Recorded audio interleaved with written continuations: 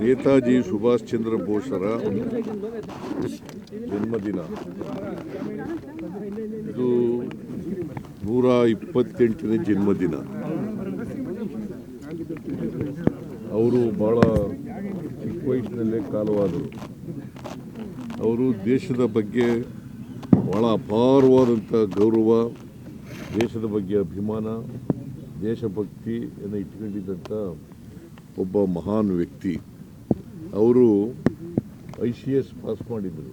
ICS ಈಗಿನ IAS ಅಂತ ಇದೆಯಲ್ಲ, ಅದಕ್ಕೆ ಸರಿಸಮಾನವಾದದ್ದು ಬ್ರಿಟಿಷ್ನವ್ರ ಕಾಲದಲ್ಲಿ ICS ಅಂತ ಇತ್ತು. ಆ ICSನ್ನು ಪಾಸ್ ಮಾಡಿದರು. ಅವರು ಅದಕ್ಕೆ ತ್ಯಾಗ ಮಾಡಿ ದೇಶದ ಸ್ವಾತಂತ್ರ್ಯ ಹೋರಾಟದಲ್ಲಿ ಮುಳುಗಿದ್ದರು, ತಮ್ಮನ್ನು ಅರ್ಪಿಸ್ಕೊಂಡಿದ್ದರು. ಮತ್ತು ಕಾಂಗ್ರೆಸ್ನ ಅಧ್ಯಕ್ಷರಾಗಿ ಕೂಡ ಕೆಲಸ ಮಾಡಿದರು. ಎರಡು ಸಾರಿ ಅಧ್ಯಕ್ಷರಾಗಿ ಕೂಡ ಕೆಲಸ ಮಾಡಿದರು.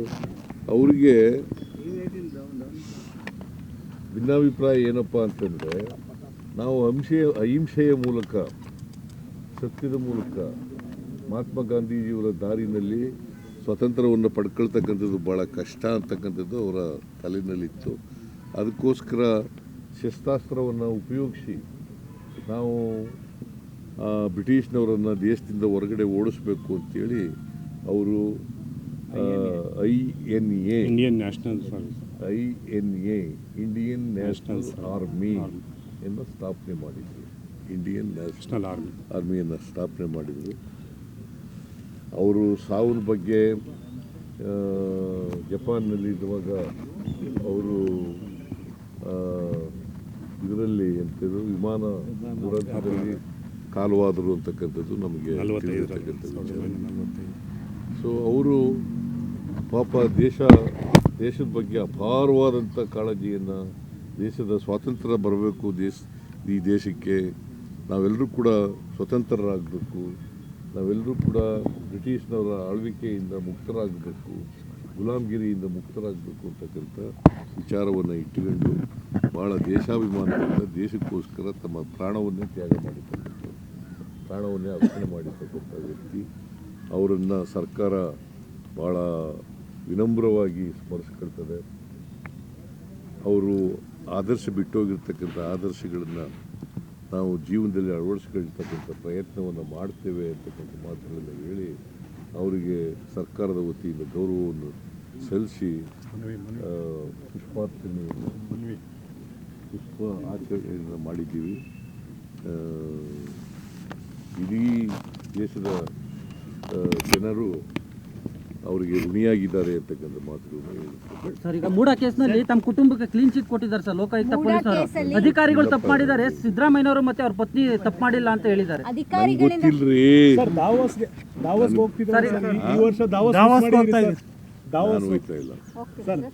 ನಾನು ಹೋಯ್ತಾ ಇಲ್ಲ. ದಾವೋಸ್ನಲ್ಲಿ ಹೋಗ್ಬೇಕಾಗಿತ್ತು, ಹೋಯ್ತಾ ಇಲ್ಲ ನಾನು. ಅಲ್ಲ ಸರ್, ಏನು ರೀಸನ್ ಏನಾದರೂ ಇದೆಯಾ ಸರ್? ರೀಸನ್ ಏನಿಲ್ಲ, ಒಂದು ಬಜೆಟ್ ಪ್ರಿಪ್ರೇಷನ್ ಮಾಡಬೇಕಾಗಿದೆ. ಸೊ ಅದಕ್ಕೋಸ್ಕರ ನಾನು ಹೋಗ್ತಾ ಇಲ್ಲ. ಮತ್ತು ಕಳೆದ ವರ್ಷನೂ ಕೂಡ ಹೋಗಿರಲಿಲ್ಲ ನಾನು, ಈ ವರ್ಷನೂ ಕೂಡ. ಸಿದ್ದರಾಮಯ್ಯ 5 ವರ್ಷ ಮುಖ್ಯಮಂತ್ರಿ ಅಂತಾರೆ. DK ಶಿವಕುಮಾರ್ ಮತ್ತೆ ಸತೀಶ್ ಜಾರಕಿಹೊಳಿ ಪರವಾಗಿ ಅವರ ಅಭಿಮಾನಿಗಳು ಮುಂದಿನ ಮುಖ್ಯಮಂತ್ರಿ ಅಂತ ಹೇಳಿ ಪೂಜೆಗಳು ಮಾಡ್ತಾರೆ.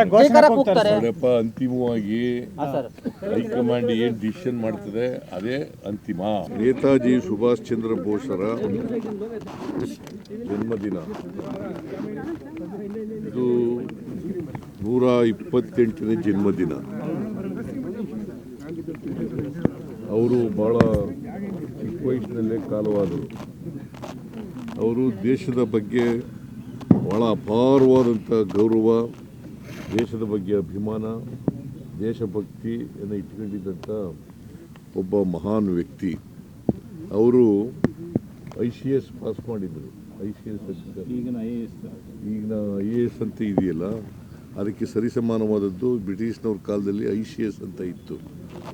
ಆ ICSನ್ನು ಪಾಸ್ ಮಾಡಿದರು. ಅವರು ಅದಕ್ಕೆ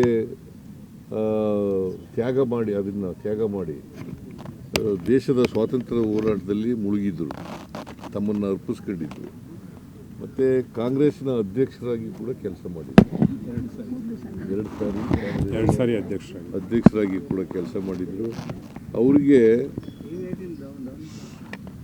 ಭಿನ್ನಾಭಿಪ್ರಾಯ ಏನಪ್ಪ ಅಂತಂದರೆ, ನಾವು ಅಹಿಂಸೆಯ ಮೂಲಕ, ಸತ್ಯದ ಮೂಲಕ ಮಹಾತ್ಮ ಗಾಂಧೀಜಿಯವರ ದಾರಿನಲ್ಲಿ ಸ್ವಾತಂತ್ರ್ಯವನ್ನು ಪಡ್ಕೊಳ್ತಕ್ಕಂಥದ್ದು ಭಾಳ ಕಷ್ಟ ಅಂತಕ್ಕಂಥದ್ದು ಅವರ ತಲೆಯಲ್ಲಿತ್ತು. ಅದಕ್ಕೋಸ್ಕರ ಶಸ್ತ್ರಾಸ್ತ್ರವನ್ನು ಉಪಯೋಗಿಸಿ ನಾವು ಬ್ರಿಟಿಷ್ನವರನ್ನು ದೇಶದಿಂದ ಹೊರಗಡೆ ಓಡಿಸ್ಬೇಕು ಅಂತೇಳಿ ಅವರು INA ಇಂಡಿಯನ್ ನ್ಯಾಷನಲ್ ಆರ್ಮಿ ಎಂದು ಸ್ಥಾಪನೆ ಮಾಡಿದರು. ಇಂಡಿಯನ್ ನ್ಯಾಷನಲ್ ಆರ್ಮಿಯನ್ನು ಸ್ಥಾಪನೆ ಮಾಡಿದರು. ಅವರು ಸಾವಿನ ಬಗ್ಗೆ ಜಪಾನ್ನಲ್ಲಿ ಇರುವಾಗ ಅವರು ಇದರಲ್ಲಿ ಎಂಥದ್ದು ವಿಮಾನ ದುರಂತದಲ್ಲಿ ಕಾಲವಾದರು ಅಂತಕ್ಕಂಥದ್ದು ನಮಗೆ ತಿಳಿದಿರ್ತಕ್ಕಂಥದ್ದು.